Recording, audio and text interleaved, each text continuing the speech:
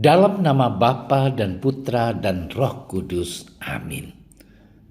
Allah Bapa, sumber kebijaksanaan, demi kerahiman-Mu yang tak terselami, Engkau telah berkenan memilih Santo Matius, pemungut cukai, menjadi rasul-Mu.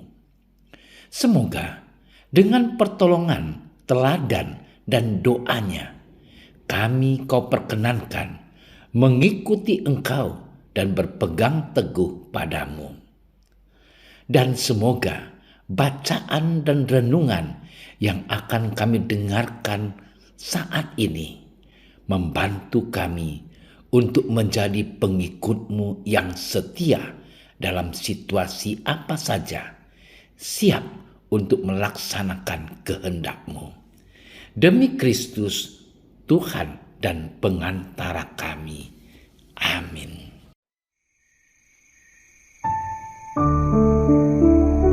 Pada suatu hari, Yesus melihat seorang yang bernama Matius duduk di rumah cukai. Yesus berkata kepadanya, "Ikutlah aku." Maka berdirilah Matius lalu mengikutnya. Kemudian ketika Yesus makan di rumah Matius, datanglah banyak pemungut cukai dan orang berdosa, dan makan bersama-sama dengan Dia dan murid-muridnya. Pada waktu orang Farisi melihat hal itu, berkatalah mereka kepada murid-murid Yesus, "Mengapa gurumu makan bersama-sama dengan pemungut cukai dan orang berdosa?" Yesus mendengarnya dan berkata, "Bukan orang sehat yang memerlukan tabib, tetapi orang sakit. Jadi, pergilah dan pelajarilah arti firman ini. Yang ku kehendaki ialah belas kasihan dan bukan persembahan. Karena aku datang bukan untuk memanggil orang benar, melainkan orang berdosa." Demikianlah sabda Tuhan.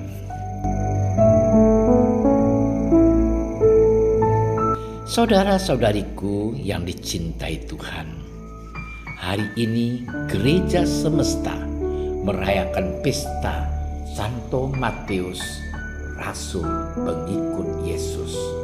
Kita sudah tahu bahwa masa lalunya sebelum ia menjadi rasul, ia dulu seorang pemungut cukai. Orang Yahudi biasanya menganggap para pemungut cukai sebagai pengkhianat karena mereka bekerja untuk orang Roma yang menjajah umat pilihan Allah. Orang Yahudi bahkan tidak akan sudi berbicara dengan orang seperti itu. Tetapi Yesus berkata kepadanya, "Ikutlah aku." Matius bangkit dan segera mengikuti Yesus tanpa pertanyaan dan tanpa syarat. Betapa indah dan sederhana. Dia tidak tahu bahwa Yesus akan menjadikannya salah satu dari ke-12 rasul. Saudara-saudariku yang terkasih, dalam istilah zaman now, kita bisa berkata bahwa Matius sedang menandatangani cek kosong dan memberikannya begitu saja kepada Yesus. Ia tidak duduk dulu untuk membuat pertimbangan dan perhitungan. Dia serahkan saja hidupnya. Dia kemudian melangkah lebih jauh. Dia mengundang Yesus ke rumahnya untuk makan. Orang Yahudi biasanya hanya mengundang sahabat karib terdekat saja untuk makan malam. Itu merupakan tanda keakraban, persahabatan, dan cinta. Matius seakan sedang membentangkan karpet merah bagi Yesus dalam hidupnya. Saudara-saudariku yang terkasih, saat melihat Yesus sedang makan bersama dengan para pendosa, orang-orang Farisi sangat terusik hatinya. Makan bersama orang-orang berdosa merupakan skandal bagi mereka. Menurut mereka, kelakuan Yesus sangat memalukan. Padahal masalah yang sesungguhnya terletak dalam diri mereka sendiri. Mereka menghayati hubungan Allah dengan manusia sebagai hubungan yang sangat yuridis. Amal mendatangkan berkat, dosa mendatangkan hukuman. Saudaraku yang terkasih, mereka lupa bahwa hubungan Allah dengan manusia sesungguhnya adalah hubungan kasih. Amal tentu mendatangkan berkat, tetapi dosa belum tentu mendatangkan hukuman, karena kasih Allah lebih besar daripada dosa manusia. Saudara-saudariku yang dicintai Tuhan, dalam hidup kita sehari-hari, kita sering berlaku seperti orang Farisi.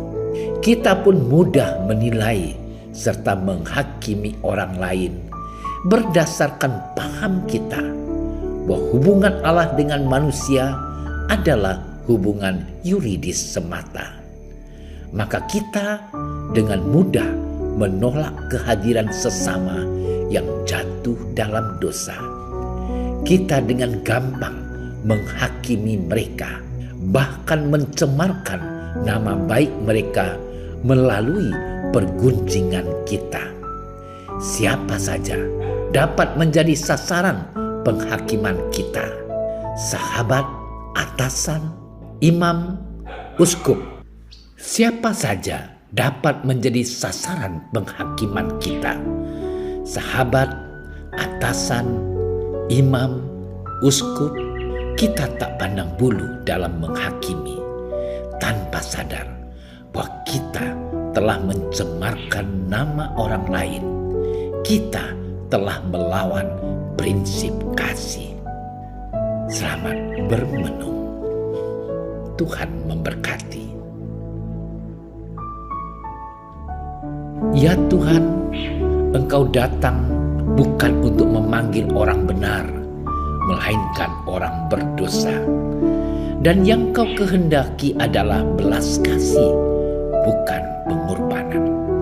Bantulah kami untuk tetap mengasihi sesama yang jatuh dalam dosa, serta mengampuni sesama yang bersalah kepada kami.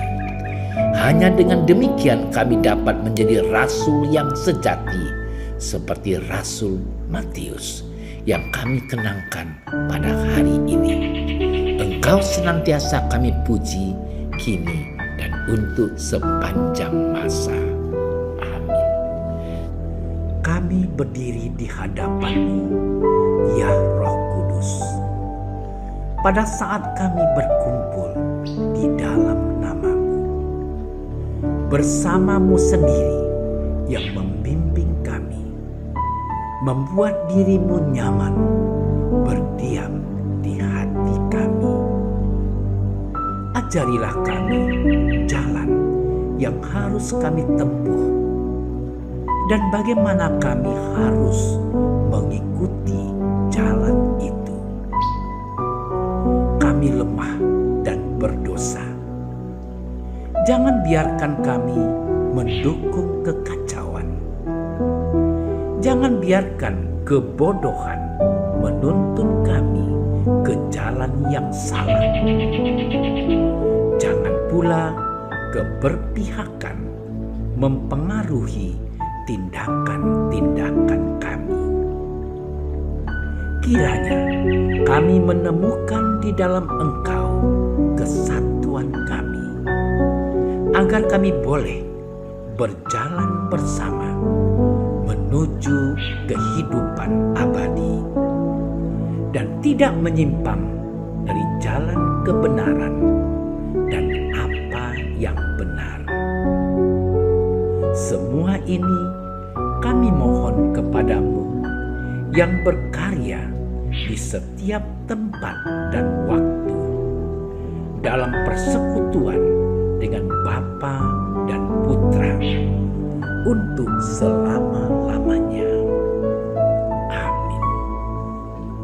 Bapa kami kami yang ada di surga, dimuliakanlah nama-Mu, datanglah kerajaan-Mu, jadilah kehendak-Mu di atas bumi seperti di dalam surga. Berilah kami rezeki pada hari ini, dan ampunilah kesalahan kami, seperti kami pun mengampuni yang bersalah kepada kami.